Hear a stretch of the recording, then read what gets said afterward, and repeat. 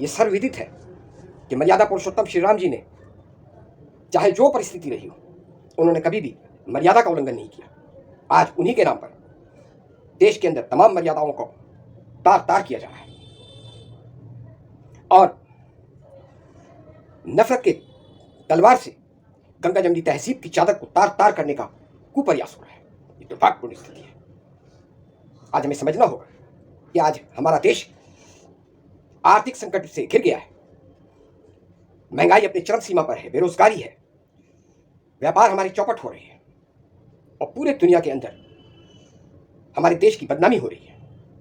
लेकिन शोषण करने वाले लोग जो पूंजीपतियों के इशारे पर इन तमाम आर्थिक संकट से हम लोगों का ध्यान, विभिन्न समस्याओं से हमारा ध्यान भटकाने के लिए विवादित मुद्दों को उठाए जा रहे हैं, जिससे हमारा देश तेजी से गर्त की तरफ बढ़ता जा रहा है। दोस्तों, आज हमें समझना होगा कि वर्ल्ड इंडेक्स में हम पिछड़ते जा रहे हैं। इकोनॉमिक इंडेक्स में, आर्थिक इंडेक्स में हम तेजी से नीचे की तरफ जा रहे हैं। हंगर इंडेक्स, उसमें भी हमारा बुरा हाल है।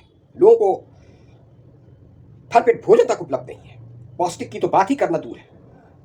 आज आम लोगों की जिंदगी, अधिकतर लोग अपने पेट भरने के लिए परेशान है, लेकिन इन विघटनवादी शक्तियों को इसकी कोई परवाह नहीं है।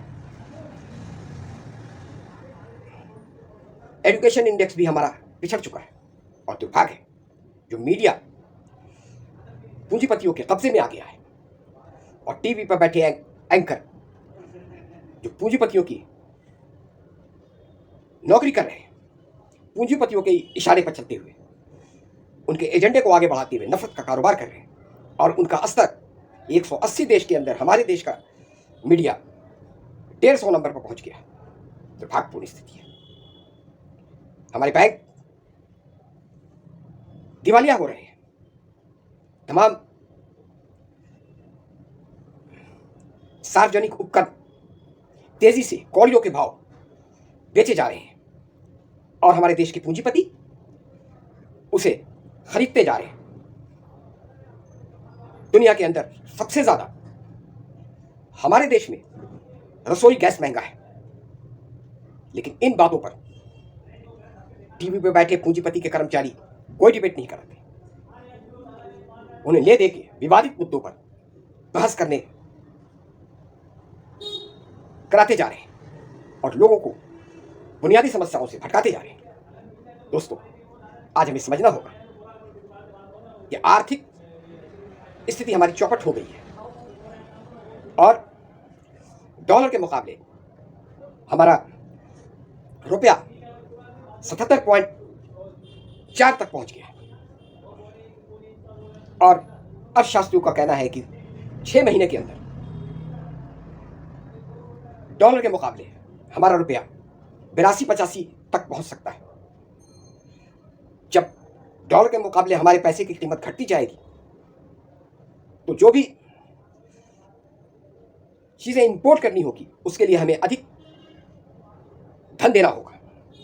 एक तरफ हमारा आर्थिक स्थिति चरमरा गई है, दूसरी तरफ हमें बाहर से सामान इंपोर्ट करने पर, विदेशों से सामान इंपोर्ट करने पर हमें भारी कीमत अदा करनी पड़ेगी, जिसकी वजह से और महंगाई आसमान छूने लगी।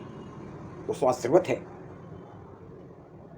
कि जो स्थिति बनी है इसे सुधारा जा सकता है, बशर्ते कि हम अपना ध्यान इस तरफ केंद्रित करें कि हम आर्थिक रूप से पिछड़ गए हैं और हमारी आर्थिक नीति जो है उसको सुधारने की आज आवश्यकता है।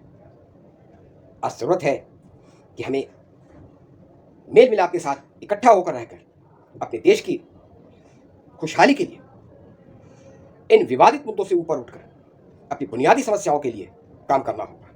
तभी हम ये जो संकट देश में आ गया है इससे हम उबर पाएंगे। जय हिंद।